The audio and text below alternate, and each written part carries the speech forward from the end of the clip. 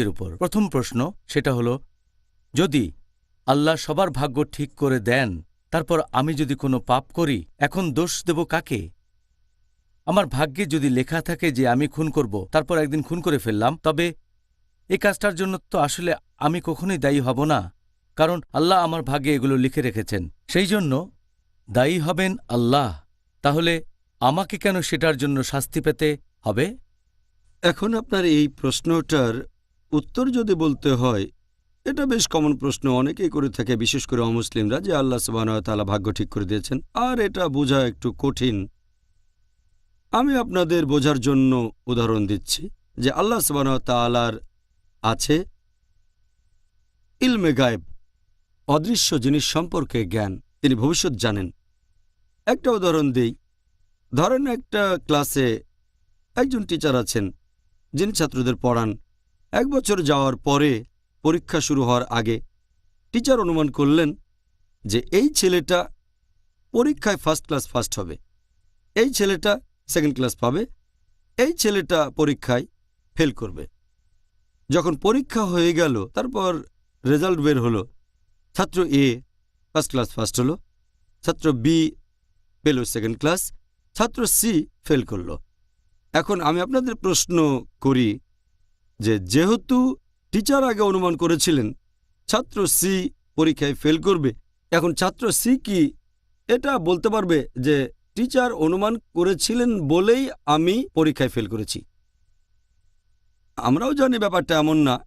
Teacher অনুমান করেছেন যে ছাত্র এ ফার্স্ট ক্লাস ফার্স্ট হবে, কারণ তিনি জানতেন এই ছেলেটা পড়াশোনা করে আর সে মেধাবী।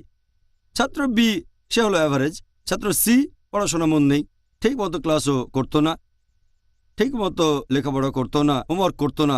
এইসব দেখে টিচার অনুমান করেছিলেন যে ছাত্র সি ফেল করবে, কিন্তু ছাত্র সি টিচারকে দোষ দেবে না যে টিচার অনুমান করেছিলেন আমি ফেল করব, সেজন্যই আমি ফেল করেছি। ফেল করার জন্য ছাত্র সি দায়ী। একইভাবে আল্লাহ সুবহানাহু ওয়া তাআলার আছে ইলমে গায়েব। যেমন ধরেন কোনো একজন মানুষ একটা রাস্তার মোড়ে আসলো, সেখান থেকে 5টা রাস্তা 5 দিকে গেছে, রোড 1 2 3 4 5। তার স্বাধীন ইচ্ছা আছে, সে যে কোনো রাস্তায় যেতে পারে, সে বেছে নিল রোড 3 নম্বর। এখন আল্লাহ তার নিয়তে লিখে রেখেছেন সে 3 নম্বর রোডে যাবে। ব্যাপারটা এমন না যে আল্লাহ লিখে রেখেছেন বলেই সে এই রাস্তায় যাচ্ছে, আসলে সেরকম না। যেহেতু সে 3 নম্বর রুট বেছে নেবে, তাই আল্লাহ তাআলা আগে থেকেই লিখে রেখেছেন, কারণ আল্লাহর আছে ইলমে গায়েব। যেভাবে টিচার অনুমান করেছিলেন, এখানে আল্লাহ জানেন লোকটার স্বাধীন ইচ্ছা আছে, সে যে কোনো রাস্তা বেছে নিতে পারে, 5টা রাস্তার মধ্যে যে কোনোটা, কিন্তু গেল 3 নম্বর রোডে। আল্লাহ আগে থেকে জানেন লোকটা 3 নম্বর রোডেই যাবে, সেজন্য আল্লাহ তার তকদিরে লিখে রাখলেন সে যাবে 3 নম্বর রোডে। এরপর 3 নম্বর রাস্তা দিয়ে যাচ্ছে, কিছুক্ষণ পরে আরেকটা মোড়ের সামনে আসলো, 1 2 3 3 নম্বর রাস্তা বেছে নিল।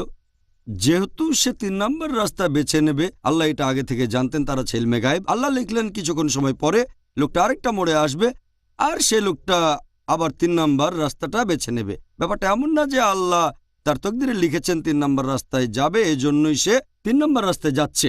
যেহেতু সে 3 নম্বর রাস্তায় যাবে, আল্লাহ আগেই লিখে রেখেছেন। এটা বোঝা একটু কঠিন, তবে আল্লাহ তাআলার রয়েছে ইলমে গায়েব। একইভাবে একজন লোক যদি জীবিকা উপার্জন করতে চায়, তার সামনে অনেক উপায় আছে। হয় সে চেষ্টা করে যেতে পারে, পরিশ্রম করতে পারে, কোনো সৎ কাজ করে টাকা উপার্জন করতে পারে, অথবা ডাকাতি করতে পারে, চুরি করতে পারে। এটা তার ইচ্ছা, সে ঠিক করলো সে চুরি করবে। আল্লাহ আগে থেকে জানেন যে 25 বছর বয়সে তার সামনে টাকা উপার্জনের সদুপায় থাকবে, অথবা চুরি করবে, কিন্তু সে চুরি করবে।